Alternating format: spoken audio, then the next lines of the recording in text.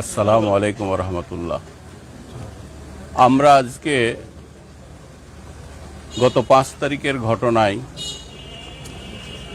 গত 8 তারিখ রাইহান আলী নামে একজন আন্দোলনকারী রাজশাহী কলেজের ছাত্র নিহত হয়।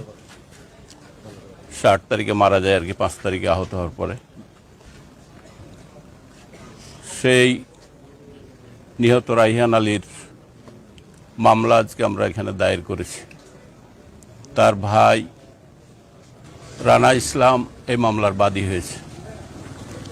তারা 2 ভাই, এক ভাই মারা গেলেন আর এক ভাই আছেন, তিনি এই মামলার বাদী হয়েছেন। এই রাইহান আলীর বাড়ি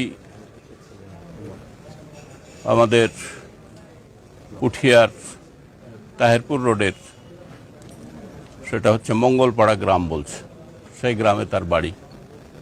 আপনারা জানেন কি যে আমাদের এ দেশে চলমান একটা আন্দোলন ছিল দীর্ঘদিন ধরে।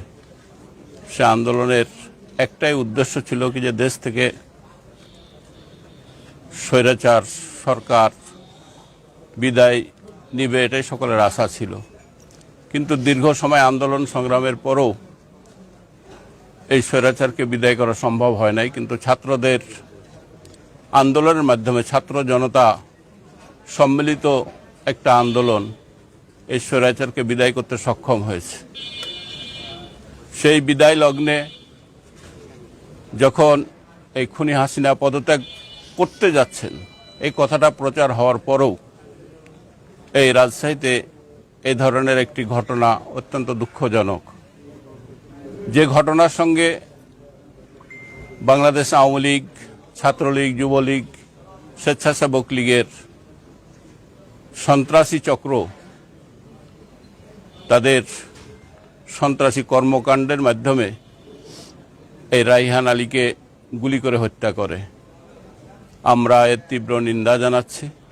এবং আজকে যে মামলা আমরা এখানে করেছি, সে মামলার সঠিকভাবে তদন্ত হয়ে যাতে রাইহান আলীর পরিবার ন্যায় বিচার পায়, এ দেশবাসী ন্যায় বিচার পায়, এই রাজশাহী ছাত্র আন্দোলনের সঙ্গে যারা জড়িত ছিল তারা যেন ন্যায় বিচার পায়। তাদের মনের আশা আকাঙ্ক্ষা ছিল বাংলাদেশকে একটি গণতান্ত্রিক রাষ্ট্র উপহার দেওয়া। এখন যারা রাজনীতিবিদ আছেন তাদের দায়িত্ব হচ্ছে এই ছাত্ররা যে একটি গণতান্ত্রিক আন্দোলনের মাধ্যমে এই স্বৈরাচারী সরকারকে উৎখাত করেছে, এখন এই রাজনীতিবিদরা যেন সঠিকভাবে দেশকে পরিচালনার জন্য সঠিকভাবে দায়িত্ব পালন করেন, এটা আমরা বাংলাদেশ জামাত ইসলামের পক্ষ থেকে সকলের কাছে আশা করছি। আমরা চাই এ দেশ একটি কল্যাণকর রাষ্ট্রে পরিণত হোক এবং এই কল্যাণকর রাষ্ট্র প্রতিষ্ঠার মধ্যে দিয়ে যেন এই বাংলাদেশের মানুষ সত্যিকার অর্থে তাদের কল্যাণ, উন্নয়ন সব কিছু উপভোগ করতে পারে। আমরা চাই, এই ঘটনার পরে আমরা লক্ষ্য করেছি সারা দেশে অমুসলিমদের উপরে অত্যাচার হচ্ছে, জুলুম হচ্ছে, এই ধরনের ঘটনা প্রচার করা হচ্ছে।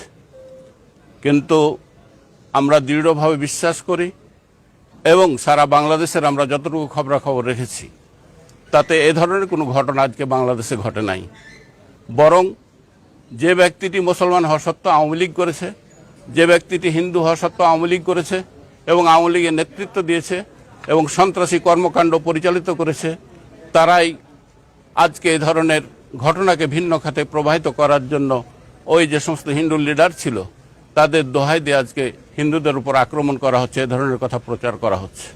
আমরা আমাদের সংগঠনের পক্ষ থেকে বিভিন্ন পাড়ায় মহল্লায় হিন্দু অধিবাসীদের সঙ্গে আমরা কথা বলেছি, তাদেরকে নিয়ে আমরা সমাবেশ করেছি, তাদেরকে আমরা আশ্বাস দিয়েছি যে বাংলাদেশে এ ধরনের কোনো ঘটনা বাংলাদেশ জামাত ইসলাম কোনো মতে হতে দেবে না, বরং তাদেরকে আমরা পাহারা দেব। সম্মানিত সাংবাদিক বন্ধুরা, আজকে আমরা যে মামলা করেছি সে মামলায় রাজশাহীর সাবেক মেয়র এখন হয়ে গেছেন উনি, মেয়র খায়রুজ্জামান লিটন এবং ডাবলু সরকার সহ 50 জনকে আমরা আসামি করেছি। সেই সাথে 1000 থেকে 1200 জন অজ্ঞাতনামা রয়েছে। আমরা ভিডিও ফুটেজের মাধ্যমে এই ধরনের আসামিদেরকে শনাক্ত করেছি এবং আমরা চেষ্টা করেছি যেন কোনো নিরপরাধ কোনো ব্যক্তি যেন এখানে আসামি না হয় এবং আসামি হয়ে যেন তারা শাস্তি ভোগ না করে। আমরা চাই যারা অপরাধ করেছে, যারা এ ধরনের জঘন্য ঘটনা ঘটিয়েছে, তাদের উপযুক্ত শাস্তি হোক। এ দেশবাসী সেটাই কামনা করে, আমরা সেটাই কামনা করি। আমরা সেইভাবেই এই মামলা রুজু করেছি। আমাদেরকে এই মামলা রুজু হয়েছে এবং এখানকার ওসি এই মামলা গ্রহণ করেছেন এবং এখন থেকেই আয়ও নির্ধারণ করে ওনারা এর কার্যক্রম শুরু করবেন, এটা আমাদেরকে আশ্বস্ত করেছেন। এবং এই মামলায় ওনারা নিরপেক্ষ তদন্ত এবং সঠিক তদন্ত করে যেন দোষী ব্যক্তিদের শাস্তি হয় এ ব্যাপারে ওনারা ভূমিকা রাখবেন।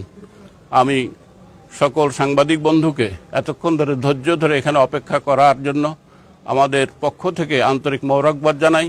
এবং আপনারা যে কষ্ট করে এখানে আমাদের জন্য অপেক্ষা করছেন এবং আগামীতে আপনারা যেন সঠিকভাবে সংবাদ পরিবেশন করেন, এদেশের জনগণকে সঠিকভাবে পরিচালনা করার ক্ষেত্রে আপনারা যেন ভূমিকা রাখতে পারেন, সে আশাবাদ ব্যক্ত করেই আমি আমার কথা এখানে শেষ করছি।